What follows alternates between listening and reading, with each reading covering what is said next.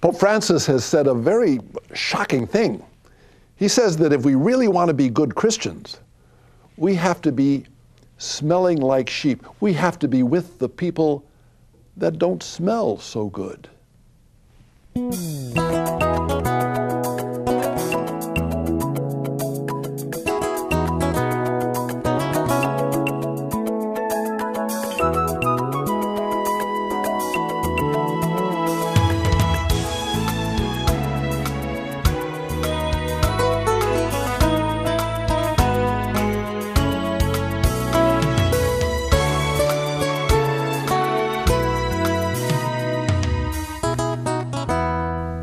I have a great joy of being with a very special friend, a longtime friend. I don't know, Dolores, we go way back. We go way back. Dolores Sullivan, my gosh, it's been a long time. Thanks very much for coming and being with us. You're a woman that I've known for a long time, first known as you as a mother of how many children? Just 8. Oh, just 8. That's just 8. And we would get together for little prayer groups and whatnot, for the groups that you would gather people together and ask for a priest to come and pray and perhaps even celebrate Mass with them. You've given your whole life to loving people, especially children, in a big way, isn't it? You love your children in a mighty way. I do. They're my pride and joy. They're pride and joy. But it's interesting, as you've grown older and perhaps with a little bit of sense of independence from the children, you've taken up a passion in your life, and the passion is the concern for those that are homeless, those that are at loose ends, that don't know where to go anymore. One of the things that you do, though, is you offer facilities, if you will, for people to come and maybe find a sense of success and at least not maybe success, but hope, let's say hope, in the world that sometimes can be a dead-end street in their lives. Tell me a little bit of that. I think that in hope there is success, just in the very fact that the person across my desk is hoping for a better life, and I'm hoping also for that. There's prayer in hope, there's success in hope. But yes, the services that I'm able to offer at the transitional shelter I'm working at include showers, seeing that meals are there, shelter, a roof over their heads, and then beyond that, a caring and compassion and support. You also work with regard to finding housing, I believe, don't Yes. you? Tell me a little bit about that. How does that work? I'm curious. I called the organization Path of Life and congratulated the head at that time on receiving a grant. And then after we had spoken, I asked her for a job. And she hired me. A few months later, I called her again and said, I'm not really sure that coming out of retirement was a good idea. Because there were so many challenges at that shelter, a new program. And we had a barracks on March Air Force Base, 3 stories. This is in Riverside, California? Yes. We housed over 100 men, women, and children, and we were hard-pressed to find solutions to try and stretch and grow and bring about success. My connection with the Path of Life started when I became homeless. I lost everything, house, and then we lived in an apartment, and you know, I was sick, you know, so that all that led up to me becoming homeless. I had 2 brain aneurysms, and during that time I was working on my credentials because I wanted to be a teacher, but it didn't happen.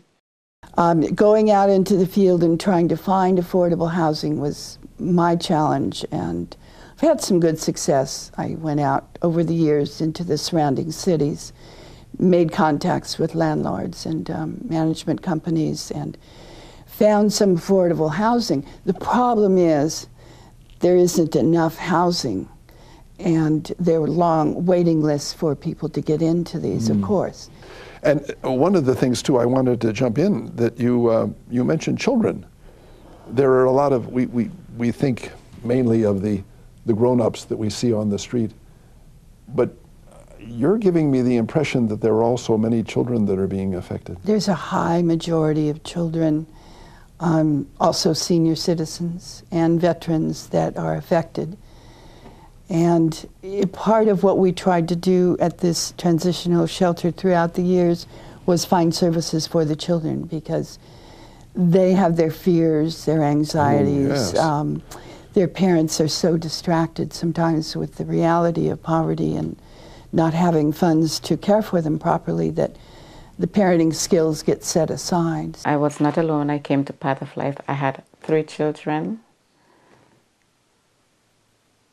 2 girls, 1 boy, and that's, you know, Lakeisha, she's the first one, and she lives in, right now she lives in Utah, and Jamal, and Felicia. So I had three teenagers actually with me. Actually, my youngest daughter, she was like a preteen when I came to Path of Life. What can I do to be able to turn this around? You can do so many things. If you have funds, then the natural thing is, of course, all agencies that are working to end homelessness need funds. What else can I do to be involved? You can give your time, your energy, your professionalism.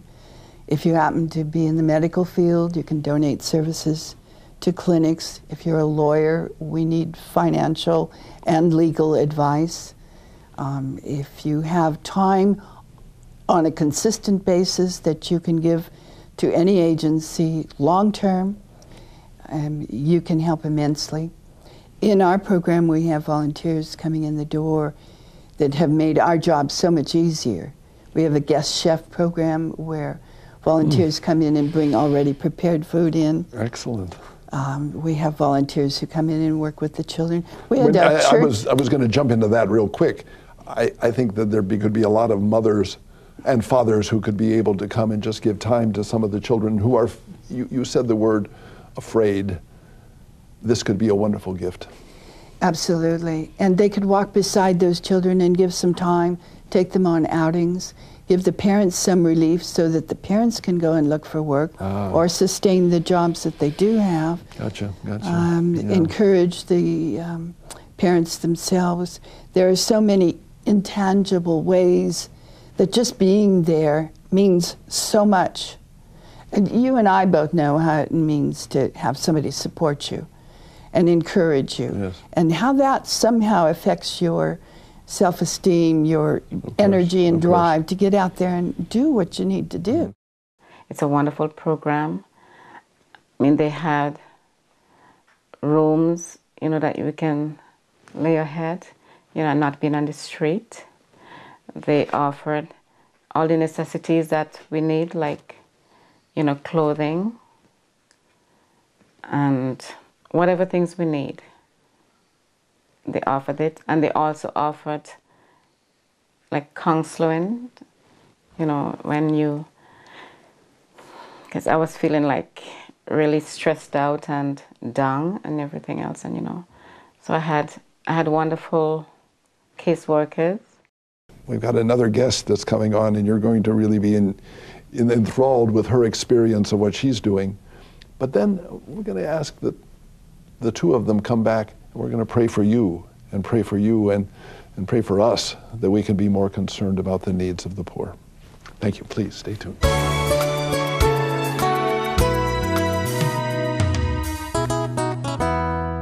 For the past few years, right on our set, we have presented to you a picture of Jesus that has a smile on his face.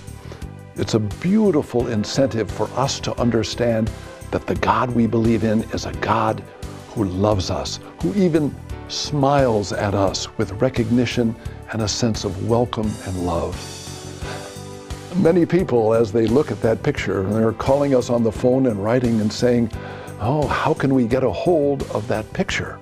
Well, we are going to offer you a print of this wonderful picture, allowing you to be able to have this image of the smiling Christ. The title of it is The Risen Christ by the Sea. It's by Jack Jewell. And you can be able to experience for yourself and those that you love the joy and the peace of Christ. On the back of this print, you're going to find quotes like this.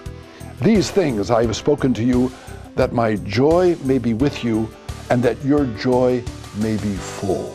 Having joy in my life is one of the most important things, and knowing that the joy is based on the fact of God's smiling at me and believing in me. God is approachable in the smiling Jesus as he stood by the sea. Another quote that you might think of as you're understanding this rich, rich love of God is, when you fast, don't put on a gloomy look as the hypocrites do. We would like to send you this print, and we'd like to ask you, would you send a donation of $13 or more to allow us to get it to you and to allow us to be able to continue this important program? Remember, $13 or more to allow the joy and the peace of Christ to enter your life and the lives of those that you love.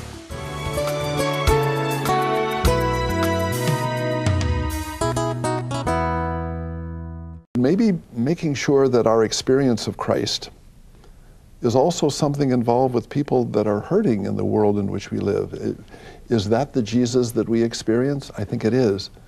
And we spoke with Dolores, and now we're going to be able to talk with a friend of Dolores who's also very much involved. Christy, thank you so much for coming and being with us. Thank you. God bless you. Tell us a little bit about your background is in anthropology. It is. That's a big fancy word. What does that mean? It's the study of people and cultures throughout time, and really what it means in a daily function is respecting, listening, and valuing what other people bring. And that can be history, that can be religious practices, that can even be food. It can be how we say hello. And it gives you that opportunity to care and to listen and to be interested in other folks. The problem that we experience, though, is I kind of want to be around people that I like and the people that like me, and that they're part of my own culture, if you will, that's comfortable. And sometimes there are people that get on the outside of that cultural comfortableness, if you will, and it's very easy for them to get lost, whether they're immigrants or whether they're homeless or whether they're people of a different religion, a different language, a different color skin, if you will. You know? And are you with me on this? Absolutely. What you spoke to, I can refer to as othering. And when we other someone, it's easy to think that their problems are over there, that they're of their own making, and really distance ourselves because it is uncomfortable. It can be scary. We can be overwhelmed. We can want to do so much and feel like we have or been burned or just not know where to go with that. And it becomes so easy to demonize, vilify, make it of their own choosing. That's really othering. And it probably comes out of our own insecurity and our own fears, isn't it? We're afraid of kind of letting go of the culture, letting go of the comfortableness of the world in which we live, to enter into that other world. Ooh, it's frightening, isn't it? And yet, if we do, there's a wealth of goodness and beauty that's far beyond what we had imagined before we jumped in. Are you with me on this? Absolutely, and learning and really partaking in an experience that's wholly unlike anything we have before. Now you've decided to do this. You've decided to jump in. Why? Why aren't you just stay comfortable? Yeah. That is such an interesting question. It can be so hard at times. Some days can be so challenging that I really am trying to look for God, look for those reasons, those whys, and it's at that moment where I surrender. And I'll truly just hit my knees and surrender and say, I think we've done everything we can, and I don't know where to go with this circumstance, with this individual, with this challenge. And then that miracle, that answer, will walk through the door. We have done everything we can, and the moment we release it, You let go. that's when it's like, oh, that's why. And then that's truly the answer. Oh, that's why I do this. That's what you do. Wow, that's beautiful. Thank you, Christy. It's just, it's true. And we get those moments, we get those true inspirations of that's why, really multiple times a day sometimes. And to continue to be open to that and welcome it. And that's what we speak about, that God is in our building, that a higher power is welcome and honored and excited in our building. Without giving the names of people to respect who they are, could you perhaps give me a story of one of those anguished moments of meeting someone and then just having this dead-end street, but maybe with hope in God and faith in God, things opened up? One of our families who found so much success through the third story of our building, and she'll speak to it. We invite her back to speak to our guests, and as she talked about that shame of being at a homeless shelter, and that promise she made to her children that they would only be there for a few months, and when a few months became a year, how much that hurt. And she speaks to standing on the third floor and crying out to God. And there is so much power and beauty in her experience and in her son's finding faith through her constant effort. He said his MP3 was stolen for 3 days. 3 days, you know. And so then in the morning when he was getting ready, he said, "Mom, can you pray that I get back my MP3? And I looked at him because I remember he was telling me that he doesn't want to pray, he doesn't want to talk to God, and he doesn't want to pray to me. So I said, I didn't say anything, I just looked at him, you know, like, why? But I didn't say anything, just looked at him. And then he said, "Oh, Mom, I'm serious. I'm serious."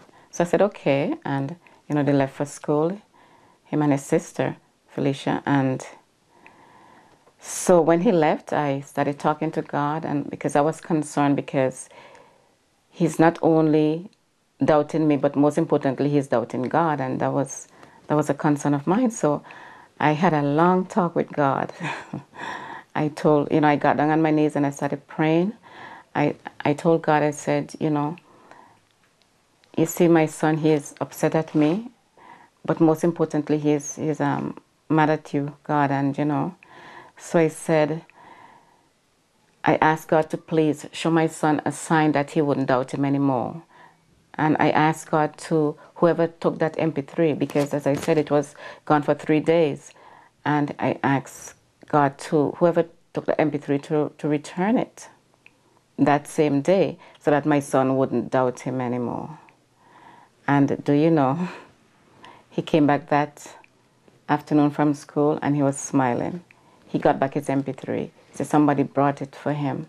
And it's like about 2 inches, a small, very small MP3. And so I told him, I asked him, I said, "Are you going to still doubt God?" And he didn't say anything. He just smiled and that was it. And before, because going to church, you know, it was like pulling teeth because he would took forever to get ready to go to, you know, church. And after that happened, then I didn't have to ask him again to get ready and stuff like that. He would just get dressed and he go to church. The challenge of poverty, our poor pay in time, everything takes so much longer for them. If they go and the appointment's canceled, that's a 2-hour bus ride. And then maybe they don't have a phone to reschedule. Everything is so much more time and effort than what we truly take for granted. Just that simple agency that some of us can enjoy. So we have to be that agent for them. And we need to make sure that those doors are open before we send them. And that's the glory in walking side by side with someone, is really seeing that journey for them and just making it a little easier. It makes me more humble because sometimes you look at people and you think, you know, somebody on the street and you have, I guess, preconceived ideas about them. But it's not until you in that situation that you would really know. And as we were speaking with Dolores, she mentioned the word fear. And the last thing we ever want a child to do is to have fear. And yet the situation of the parents being at loose ends and not knowing where work is or where food is or where home is can really instill a fear, because the problem of fear of a child is that it might be something that hangs on for the rest of their life. And for that reason, we're saying, don't let that happen. Are you with me? And fear can kill hope. And hope, you know, without hope, it's impossible to dream. I've heard the story that there was a young man, I think it might be related to the woman you were speaking about, who's been able to go on further and is even right now at the California University at Berkeley. Absolutely. From what seemed a hopeless situation. In spite of this situation, we're living, his friends didn't know at school, you know, because he was embarrassed, you know, because teenagers, teenagers are anybody, you know, you don't want to tell your friends that you're homeless and stuff like that. And however, he kept up his grade at 4.0 plus in spite of the situation. And he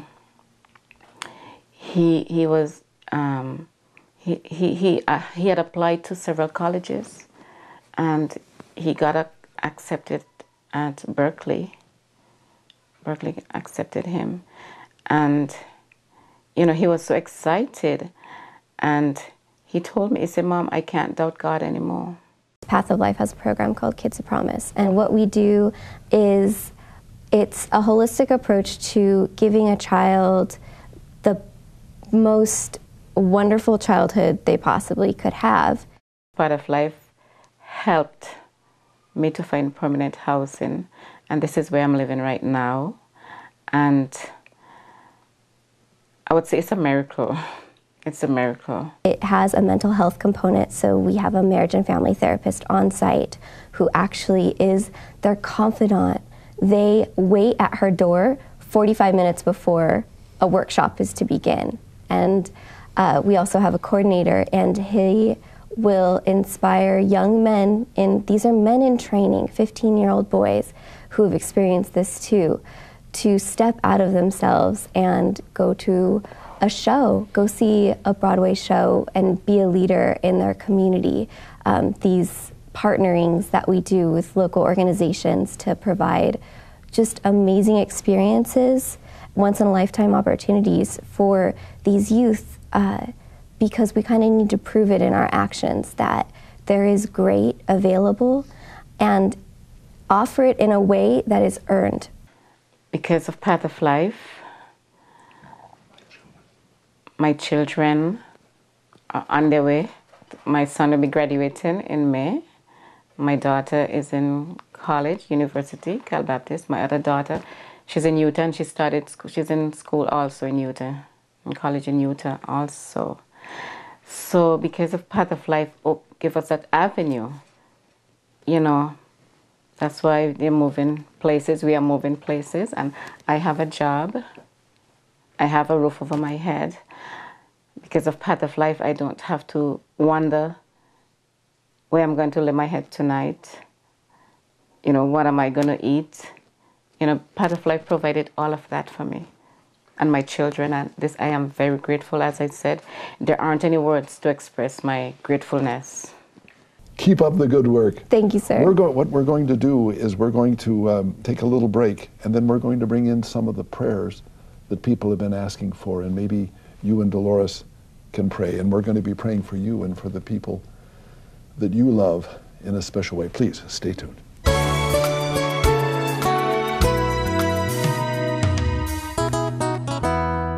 For the past few years, right on our set, we have presented to you a picture of Jesus that has a smile on his face.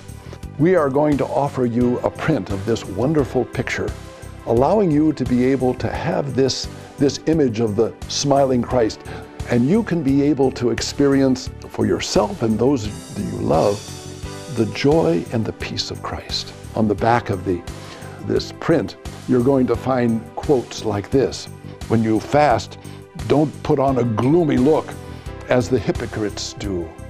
We would like to send you this print, and we'd like to ask you, would you send a donation of $13 or more to allow us to get it to you and to allow us to be able to continue this important program. Remember, $13 or more to allow the joy and the peace of Christ to enter your life and the lives of those that you love.